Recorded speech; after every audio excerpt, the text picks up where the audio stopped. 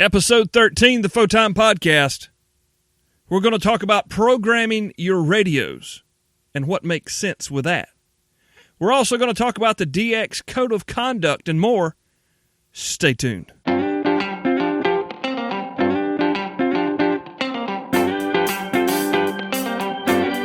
AmateurRadio15.com presents Photime, the other ham radio podcast, sponsored by Main Trading Company. Find them online at mtcradio.com. Now, here's your host, Cale Nelson, K4CDN.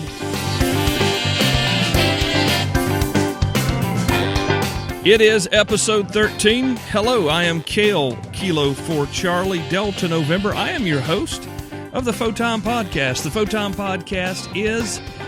wow, it is an amateur radio podcast, also known as the other ham radio podcast, because there's a lot of them out there, and we're the other one that you are listening to now. So thank you. We've been doing this since about July, so we've got 13, 14 episodes up now, and kind of played with the numbers there for a moment. But yeah, this is number 13. We invite you to go back and listen to our previous episodes. If this is the first time you're joining us, I hail from the upstate of South Carolina, born and bred, as my accent probably lends pretty well.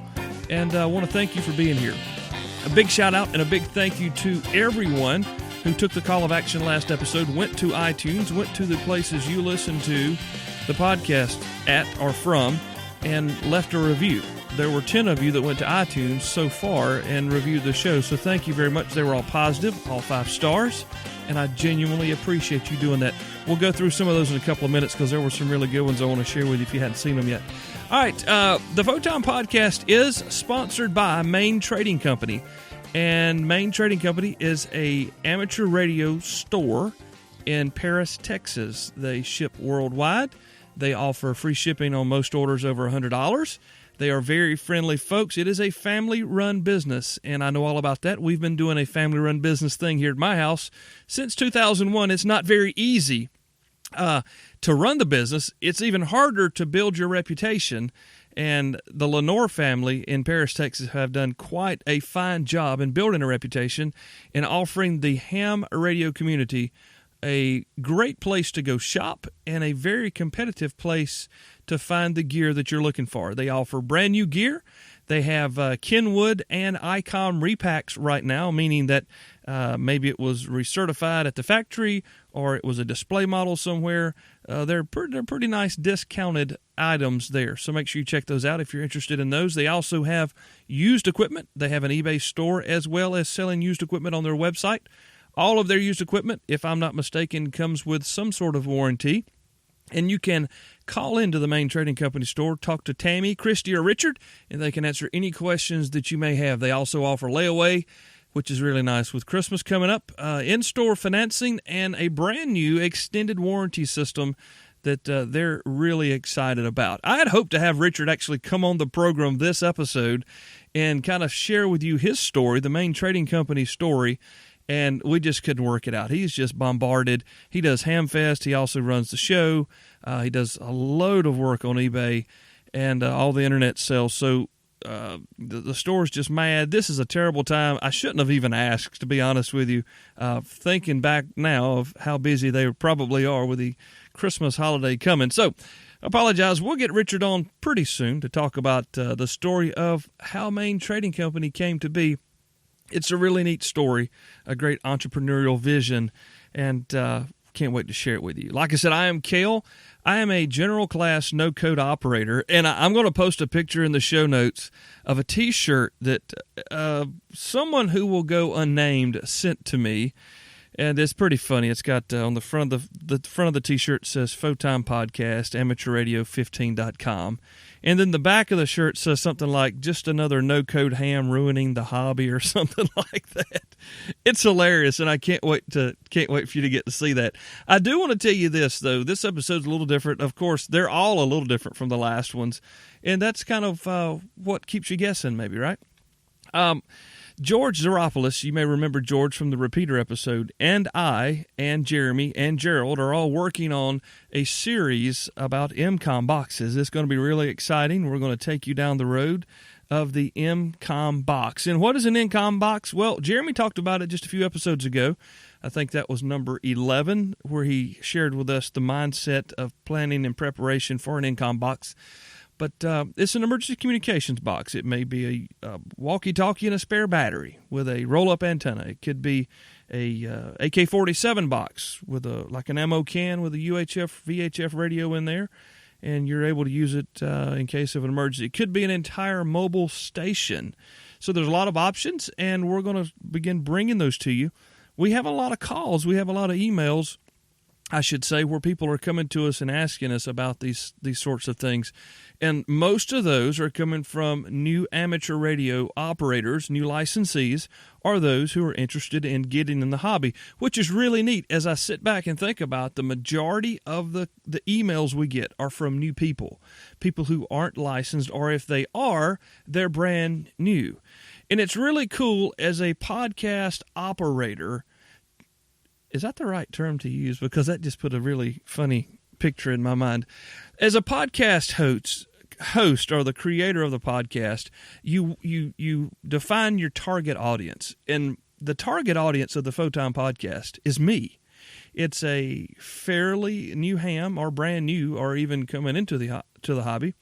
Okay, under, say, 55 years old. Middle class, lower middle class, somebody that can afford at least, $100 of equipment and can listen to a podcast with some sort of technology. So, it's me, and that's who we're shooting for. What's really cool about all that is we keep getting new people coming to the podcast, asking questions, wanting to be a part of what we're doing here, wanting to learn from the knowledge that our guests are bringing to you. And it's really exciting. I mean, every single day we get someone new approach us being the folks here with the podcast, about what can they do. I want to get my license. I just did get my license. What do I do now? How do I talk on a repeater?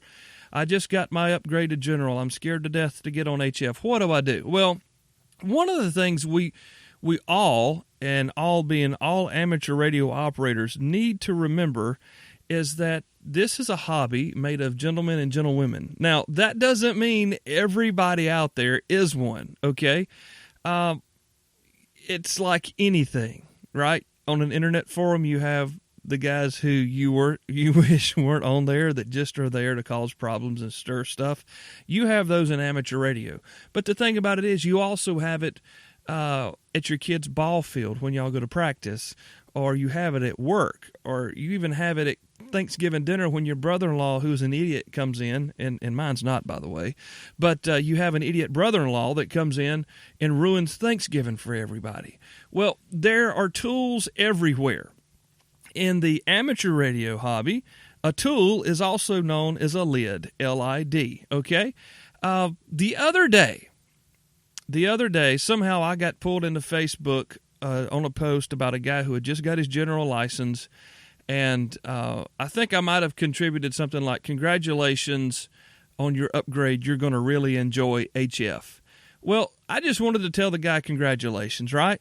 And for whatever reason, there were notifications on my phone turned on. So every time someone posted in this, I don't think you call it a thread, but whatever it is on Facebook, anytime somebody posts, well, it was just blowing my phone to pieces. And I finally got in there and turned the notification off because it was driving me mad. But when I was doing that, I went back and read some of the comments that people were putting on Facebook regarding this guy getting his general class upgrade, not really knowing what to do, not having a load of money to put into the hobby to buy a really expensive rig. And he was just asking the question, what is a good place to start? Where is a good place to start for a guy on a budget? Well, if there's anybody that understands budget, it's me, okay? I am self-employed, unemployed, whatever, however you want to look at it, since 2003, okay? We started our business in 2001. My first child was born in 2003. I became a stay-at-home dad, homeschooling dad now. So there's not a lot of money to go around, okay? I understand budget items. So I went back and was reading some of his comments, couldn't figure out why the thread had gone this way. And what happened was somebody said, well, some tool came on there and told the guy, well, if you're a general and you could pass the test and you don't have any money, you should have the knowledge to go into your shack and build your own transceiver. Really. A guy told him that. And then he got piled on with a couple of other guys. Yeah, if you're a general, you should also know code, and you should also be, just garbage. You guys are around it. And I'm not knocking the code guys. I'm not propping up the no code guys, right? I'm just telling you about this conversation I watched play out on Facebook, which you all know that I'm not a big Facebook guy. I think it's kind of ridiculous, but we use it to communicate nowadays, so there it is. But instead of encouraging this guy to, join a local club, find an Elmer, get together with someone who can help you, maybe even help you make good decisions in purchasing gear, nope. They just wanted to beat up on him because he couldn't build a transceiver. I couldn't build a transceiver. I don't know how many of you out there could. I mean, seriously. I guess I could if I took the time and had a year or so to give to it, but this guy wants to get on the air. He's got $400 or $500. He's trying to figure out the best way to spend it. Which leads me to this. A lot of new people coming in have a lot of questions about this hobby. Why do they have so many questions? It's huge. It's very monstrously huge. And there are a lot of different avenues that you can explore as a new guy or a guy who's been in it for 40 years, 50 years. One of the things that I think we don't stress enough, and I've been guilty of this podcast was created for folks entering the hobby. I've not even touched on this. And maybe I haven't covered this because I live in a pretty fairly polite society. I'm from the South. By and large, most Southerners are polite people. I'm not saying all of them are, but by and large, we're known for our sappy politeness. We say yes, sir. We say yes, ma'am. We say no, sir. We say no, ma'am. And so a lot of these things I don't really think about. But, this is a nationwide audience. This is a worldwide audience. So I'm going to take off my rose-colored glasses for just a moment, and I want to talk to you about ethics and operating procedures and some things that if you've never seen this as a new amateur radio operator or someone interested in getting into the amateur radio hobby, some things that we need to look at. We'll do that here in just a second on the Photime Podcast.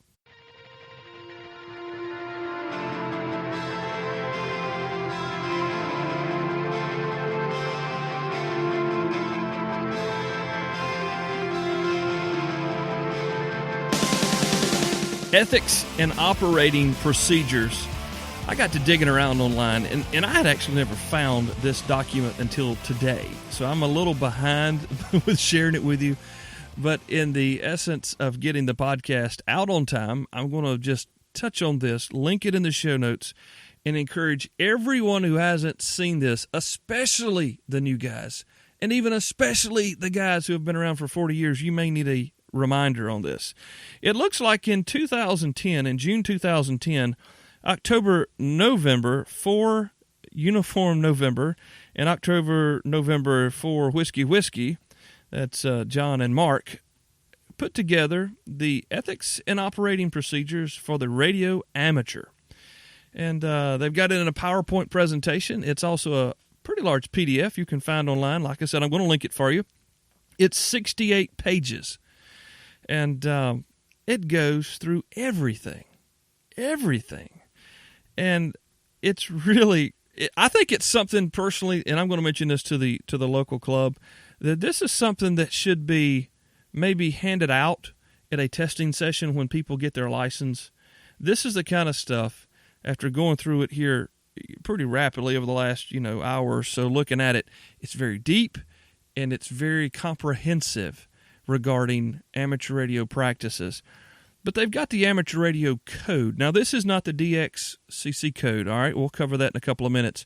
This is the Radio Amateurs Code as found in the Basic Operating and Ethics Manual, all right?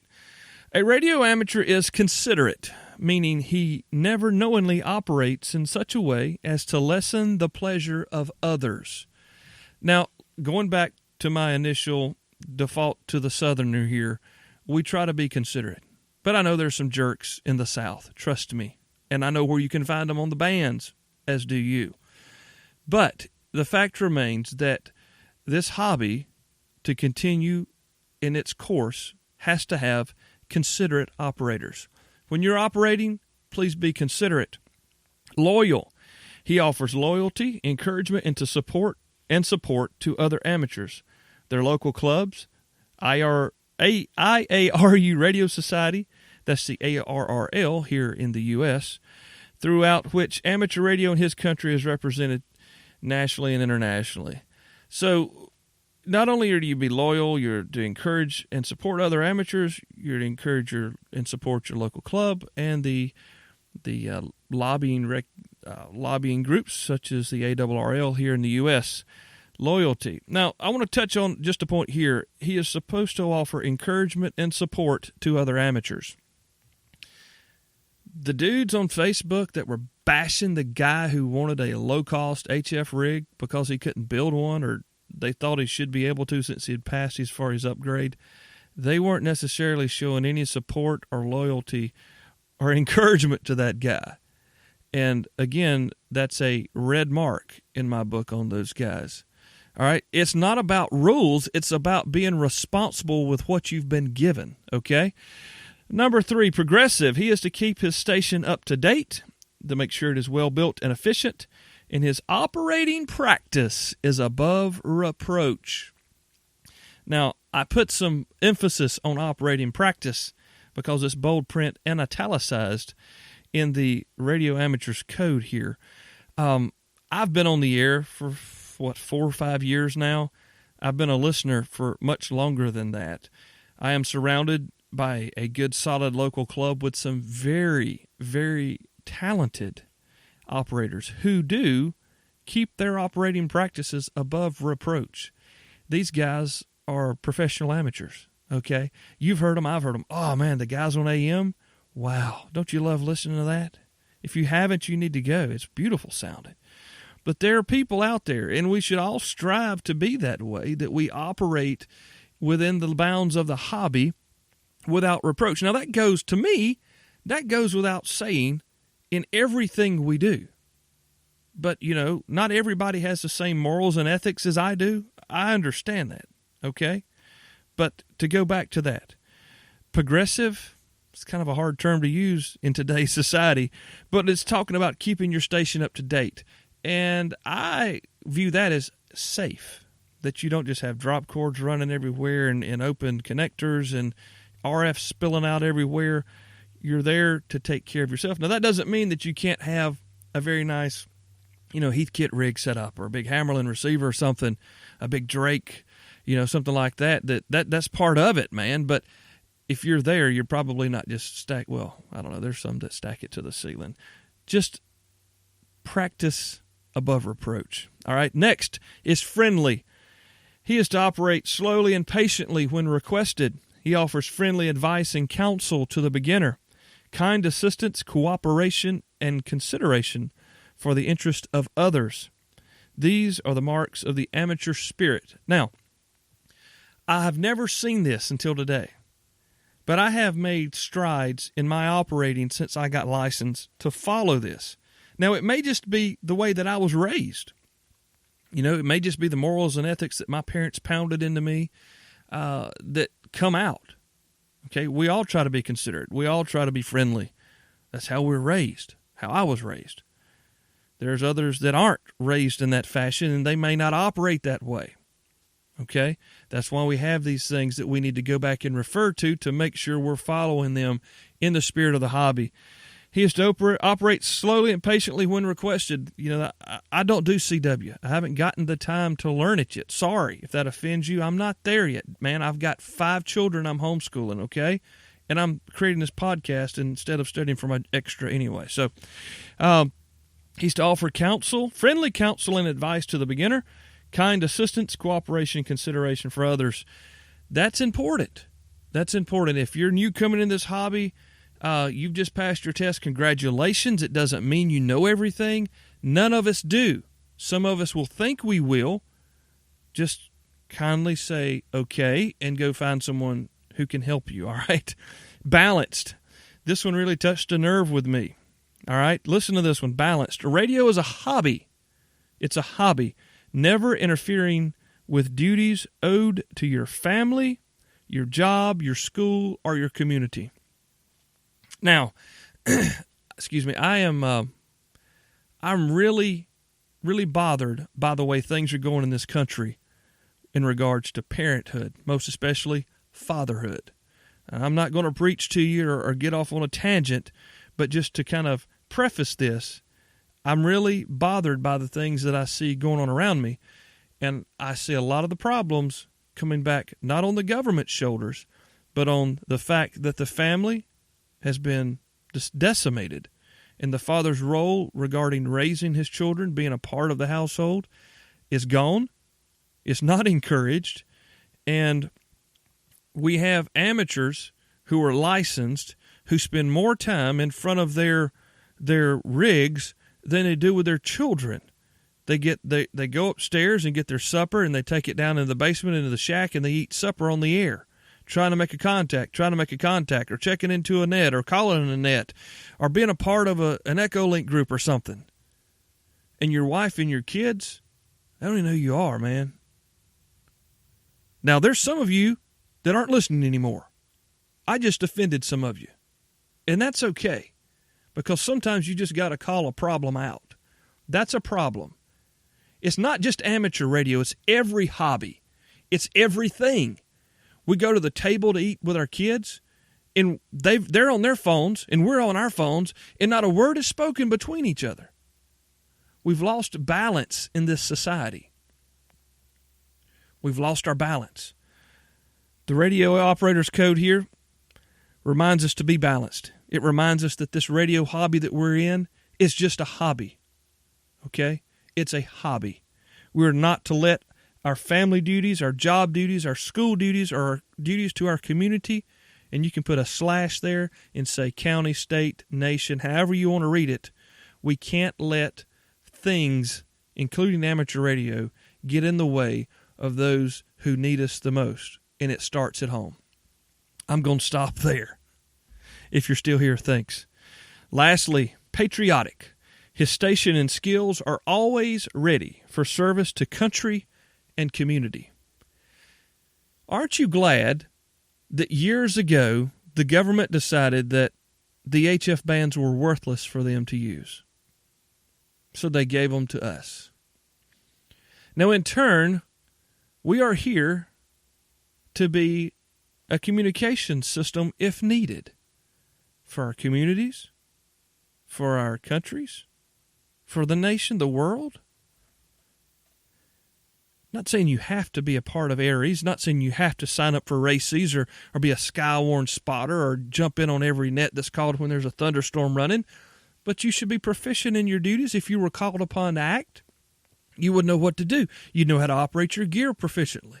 You'd know how to program your gear. We're going to talk about that in a couple of minutes. That is the Radio Amateur's Code. All right, you can find that on page 5 of this very large document, the Ethics and Operating Procedures for the Radio Amateur, as compiled in 2010. And that was actually adapted from the original Amateur's Code, written by Paul Segal, who was Whiskey 9 Echo Echo Alpha. He wrote that in 1928. So that goes to show me we've had problems in the hobby for quite some time that we've had to have somebody write this down so we'd have a reminder in front of us, right? All right, that is that part of ethics. I want to talk real quick about the DX Code of Conduct. And you guys who are new, DX we've talked about before. Remember, it's a distant station. It's a distant station you're trying to either hear or have contact with. All right, so when you're on HF and you're trying to make a contact as a newly licensed general, there's some things that you need to remember. Now, this very first one, even the first 2 or 3 maybe the first 2, or first 2 minus 3 and then 4, whatever. Some of these also apply to just local operations, okay? It goes back to being courteous, but we'll start. This is what's called the DX Code of Conduct. It's a good reminder. Number 1, I will listen and listen and listen again before calling. If you're out trying to chase some DX, you're going to stop. You hear them, you stop your VFO, you're listening, and you're listening. It gives you an opportunity to hear what the operator on the other end is looking for. He may be calling someone in a different number area than you are. He may be calling someone in a different part of the world. He may not want to talk to you. All right? You won't know if you're not listening. If you hear them calling, you need to stop and listen and then begin the call to try to reach them. All right?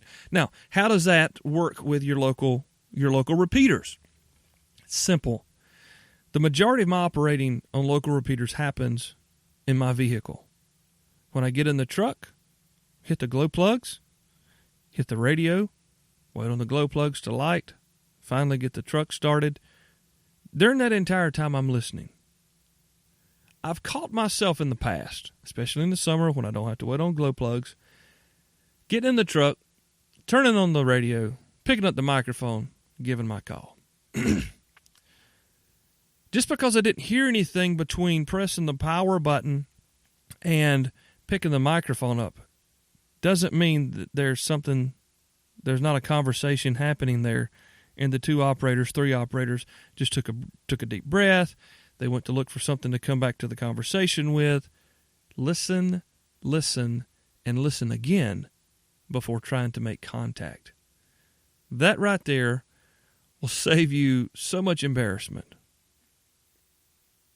Everybody's shaking their head. Number 2, in the DX code of conduct, I will only call if I can copy the DX station properly.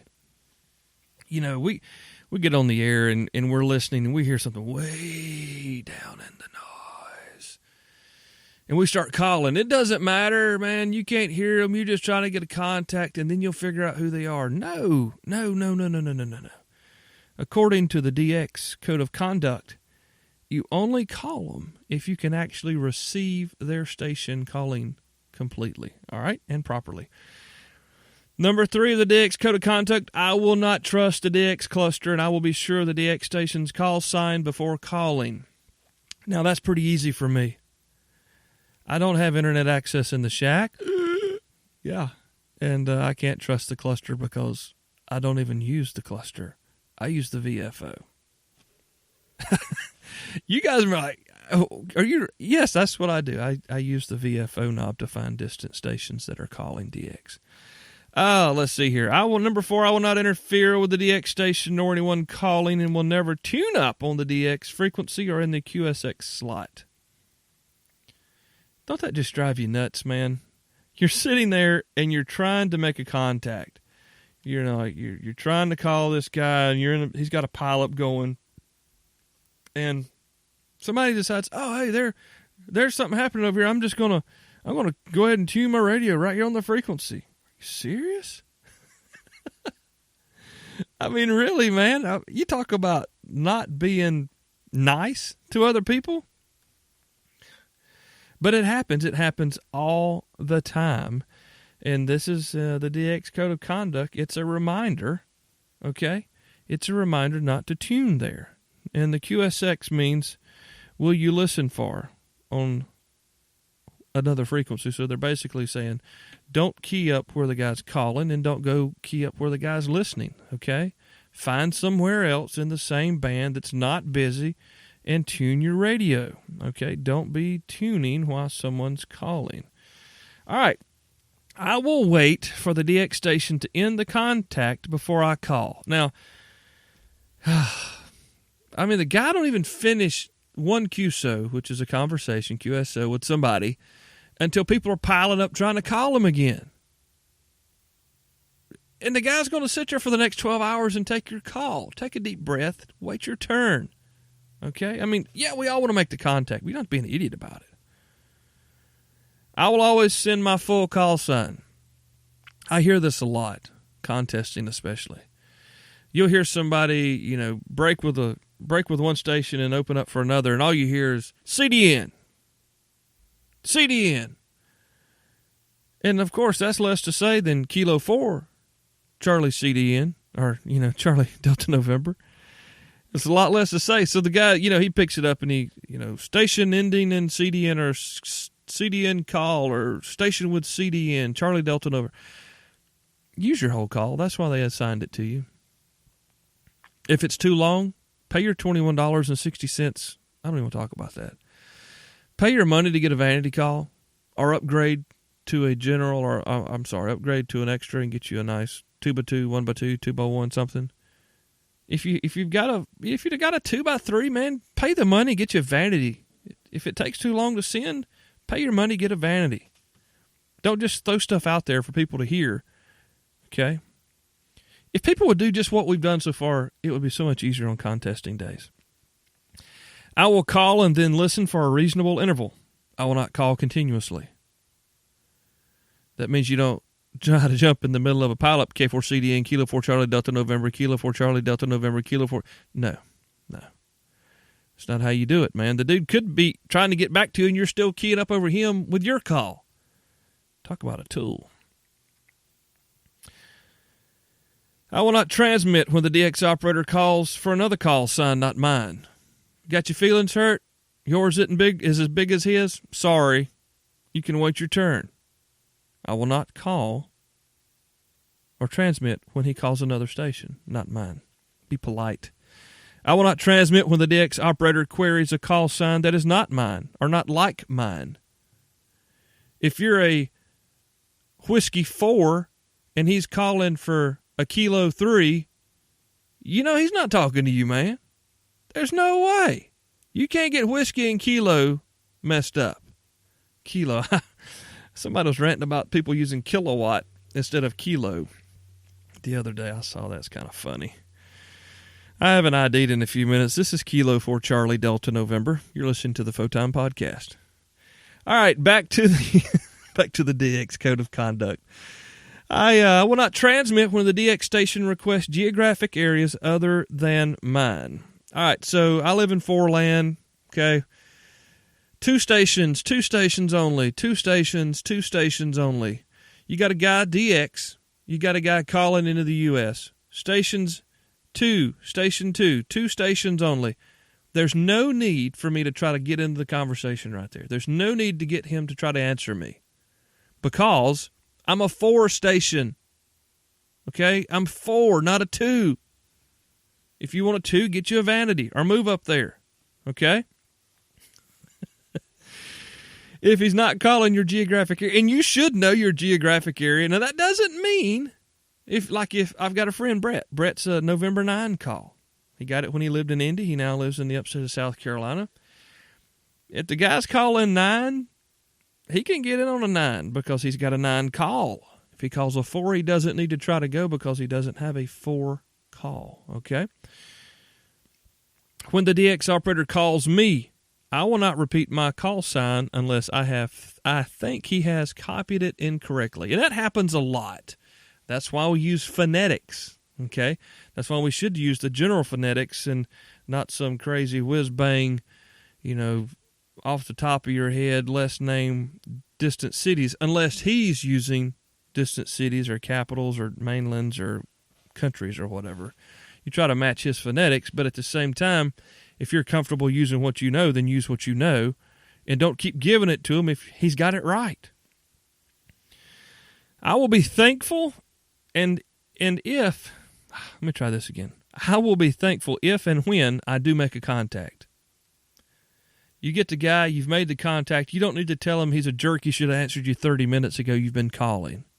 You tell him, thank you very much, you wish him a great day, 73, and you're clear out of the way. Okay? You get your contact and you move on. And lastly, this one ties right back to the amateur code we covered just a few moments ago. I will respect my fellow hams and conduct myself so as to earn their respect. As a kid, my grandfather was a very, very huge influence in my life. He was a self-made businessman, World War II veteran, survived the Bikini bomb testing. He saw both of them, by the way. And I also wonder if that's where some of his cancer came from. It's a whole nother discussion. Anyway, Pop was a great man, literally, figuratively. He was a big dude, too.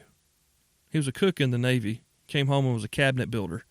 Very successful in his field, and was one of the most sought-after builders for luxury homes. We actually used to build those in the upstate of South Carolina, luxury homes here in the state. So Pop built a bunch of cabinets, and Pop was a businessman, and he was a man whom you could trust his word. When you shook his hand, you could take that to the bank. The bank knew it, and his associates knew it as well. He earned that respect. It was nothing he paid for. It was nothing he was ever given. He had to earn it in his field of work and in his sphere of influence as well. Amateur radio is no different.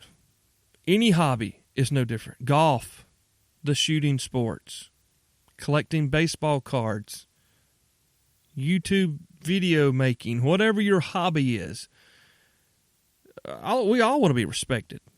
Okay, I mean, we're kind of inherently built that way, especially men. Our female listeners probably wish to be respected as well. Okay, I would gather that, at least from my wife's experience.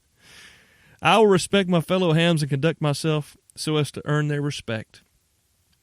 You don't want to be that guy that when they hear you on the repeater, nobody talks to you.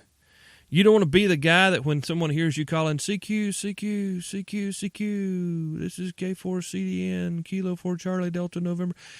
If they know who you are and they've got no respect for you, you're going to sit there and call CQ until some unknowingly dude rolls in on you or you run out of breath. Be respectful and mindful of others, and they'll treat you the same way, I hope. That's my sermon for episode 13. Back in a couple of minutes with Gerald here on Photime. Visit mtcradio.com today, a great one-stop mom-and-pop shop for everything ham radio. Radios, antennas, power supplies, wire and cable, books and training materials, microphones, headsets, and accessories. Find popular brands like MFJ, Heil Sound, Jetstream, LDG, Alinco, Comet, Texas Bugcatcher, Radio Waves, and more. mtcradio.com, an authorized Kenwood and ICOM dealer. mtcradio.com. KF5JNU, Gerald. He's back again this week. I said, Gerald, what do you want to talk about? I don't know, let me think. So he spent the afternoon thinking, and he presented us with this. We'll have all the show notes you need to make what he's telling you about make sense. Gerald, welcome back in to the Photime Podcast. Hello, Kale, listeners of the Photime Podcast. Gerald here, KF5JNU, with a segment on programming your radio. So this is mostly going to focus on programming your handy-talkies and your mobile radios. I thought I'd do it because there seems to be a lot of confusion on the equipment needed and some of the processes that you would use to program a radio. First, I want to start off by saying not all radios are able to be programmed. The majority of your more recent radios, I'd say mid to late 90s and up, are capable of being programmed. The best thing to do is just get on there and look online, see if anybody's talking about it. Some of the software will have a pretty comprehensive list of radios that could be programmed with it, and that's another good bet. But more than likely, if you have a radio built within the last 10 to 15 years, you're going to be able to program it. So why do you want to program your radio? There's a lot of repeaters around a lot of us, so that's always handy to have your repeaters put in there with the correct offsets and tones already. Now you can do that with the keypad, but if you're like me and you have 15 different repeaters in your area, that can be kind of tedious, and when you stretch it out across multiple radios, it's not any fun at all. So we come to software, and software is the applications that we'll install on our computer to program our radios. The first thing I always tell everyone when they ask me about what to use to program their radio, I say check and see if whoever made your radio has some sort of software already available for it.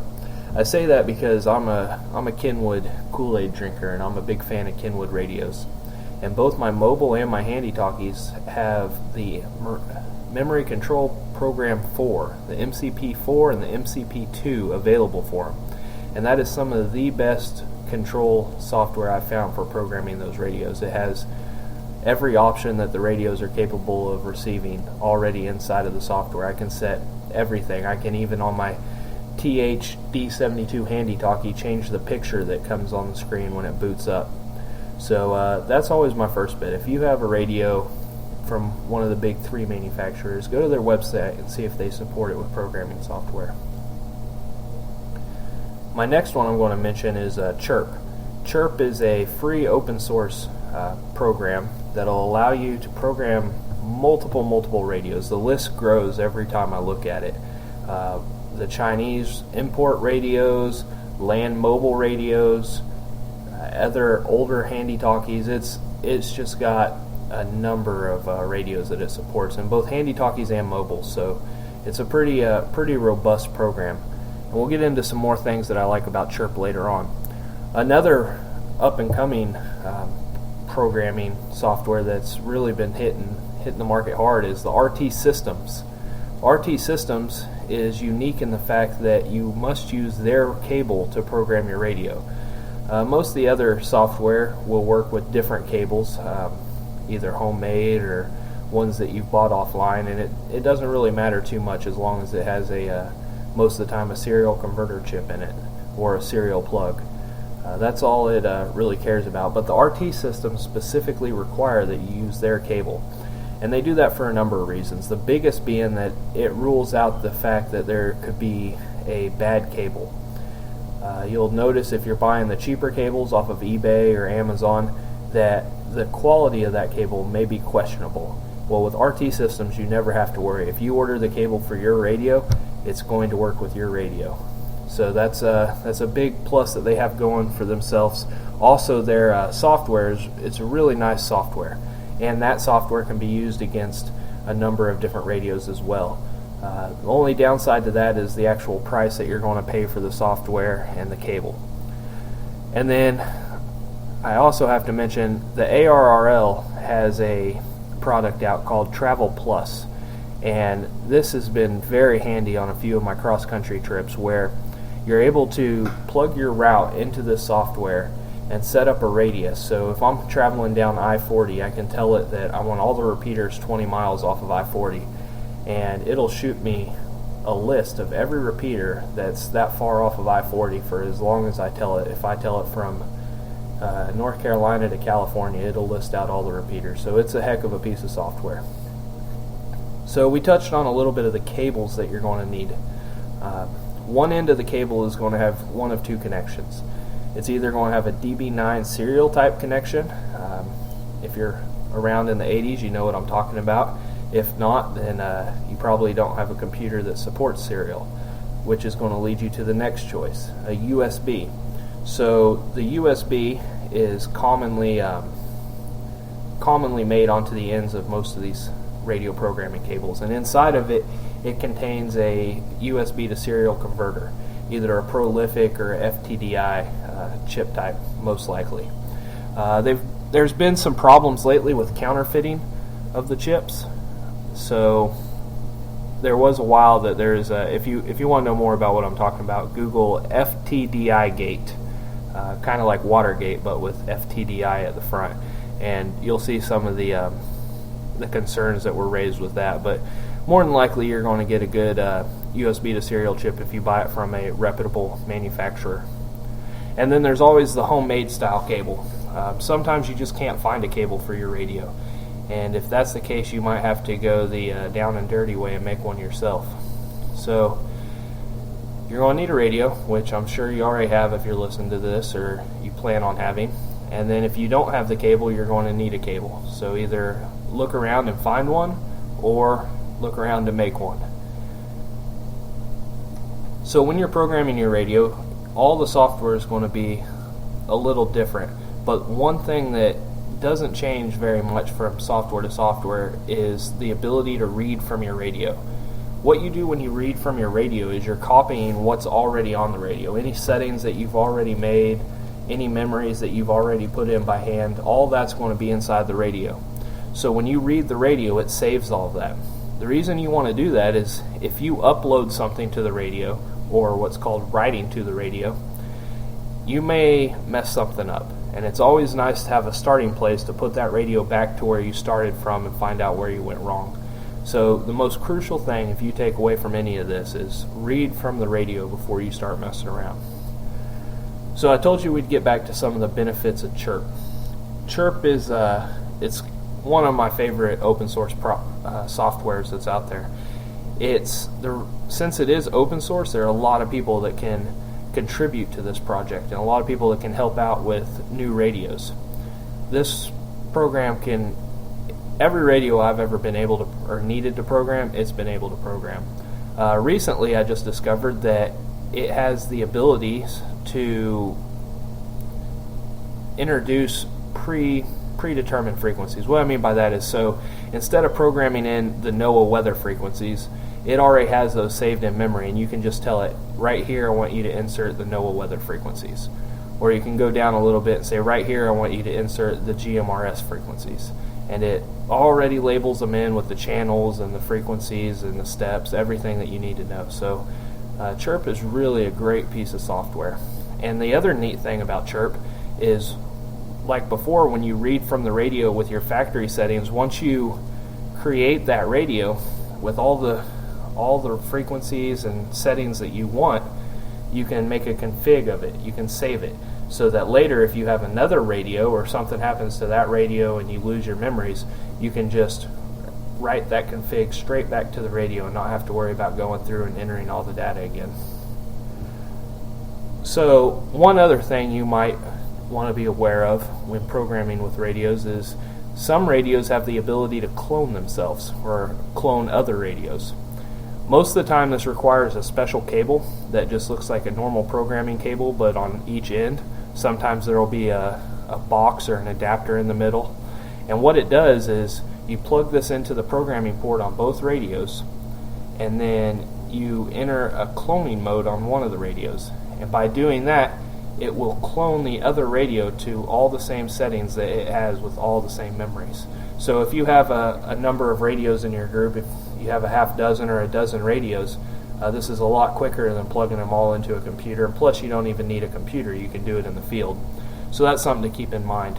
Some of the public service radios are capable of over-the-air cloning, which, if you're interested in that, there's a really great forum, the Bat Labs forum, that has a lot of great information on that. So I guess the other thing that I'm overlooking here, I need to talk about, is where do you program your radio? So a lot of the handy talkies don't have a dedicated programming jack or a control jack. So you're going to actually hook into where your microphone, your hand speaker mic goes. With the Kenwoods or the Wuxons or the Baofangs, that's going to be that dual pinned connector. With some of the ICOMs, it's going to be that single waterproof type connector. So when you're looking for programming cables, don't be surprised if one end of them happens to look like what you use for your speaker mic. So with that, I hope this gets you on your way to programming your radios. I hope you're able to get some of them set up so it's not as tedious, but don't let any of this bypass the fact that we all need to know how to program our radios by hand, and being able to enter something as simple as a simplex frequency should be nothing but second nature to you before you go programming your radio with a computer. So I hope this was a good episode for you. If you have any requests, send them to Cale. I'm sure he'd like to get an email from you. And take care. KF5JNU out.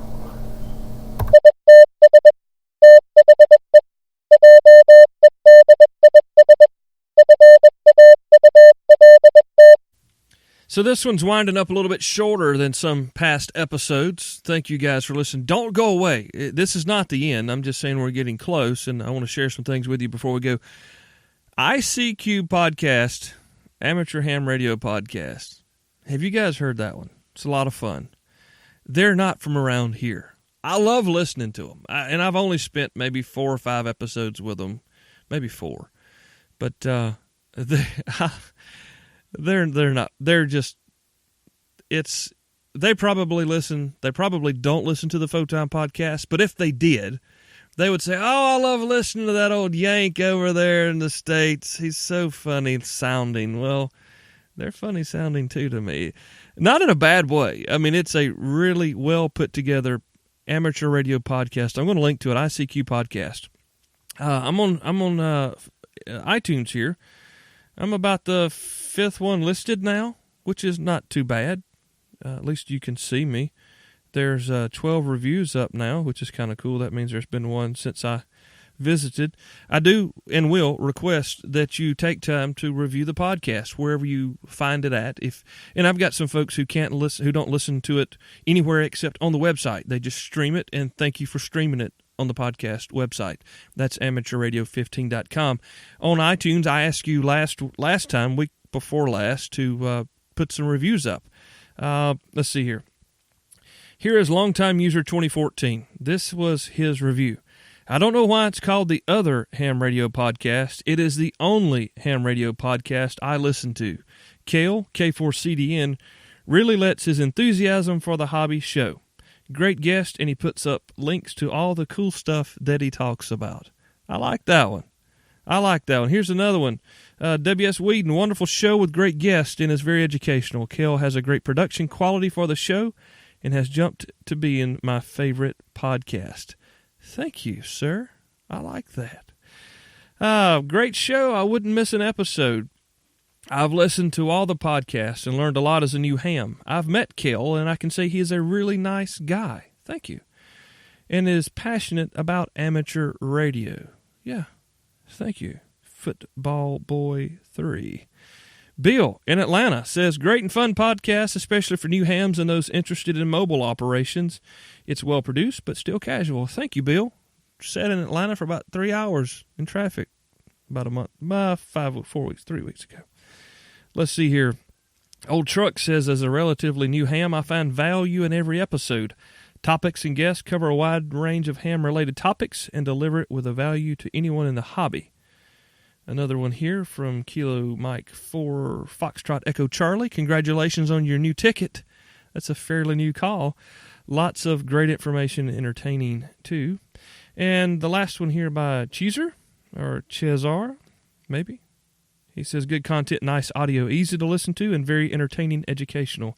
Highly recommended if you have an interest in amateur radio. Thank you, guys and ladies, if I maybe misinterpreted one of those as a male podcast reviewer.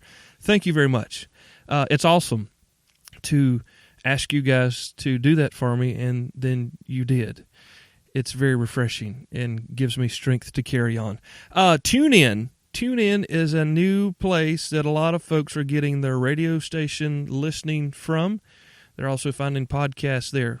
The ham radio podcast, Photime, is now there on TuneIn. There's a link on the left side of amateurradio15.com.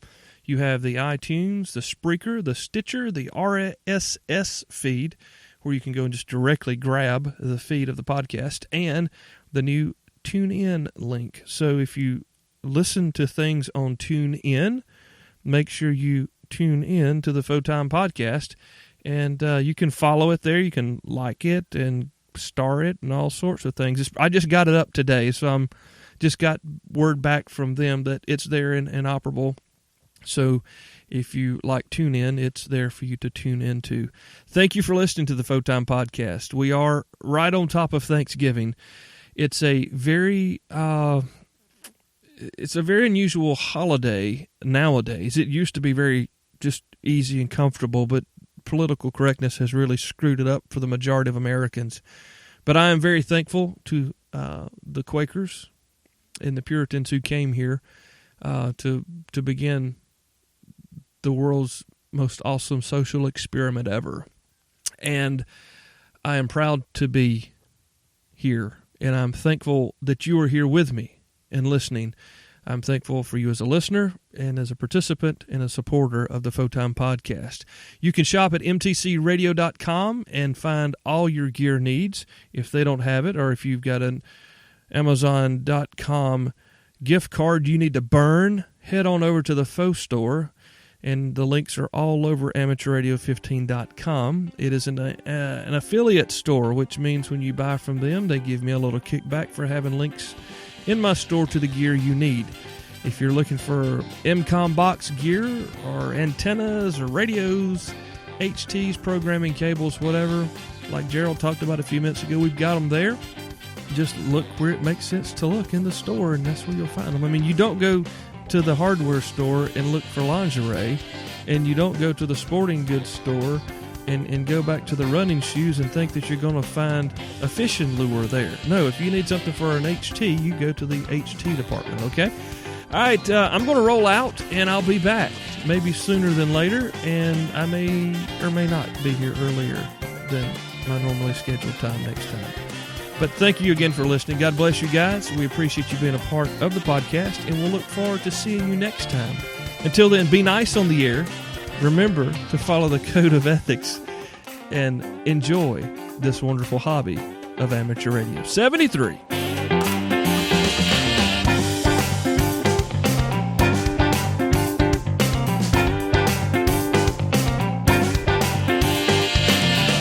Thanks for downloading, listening, and subscribing to AmateurRadio15.com presents Photime, the other ham radio podcast.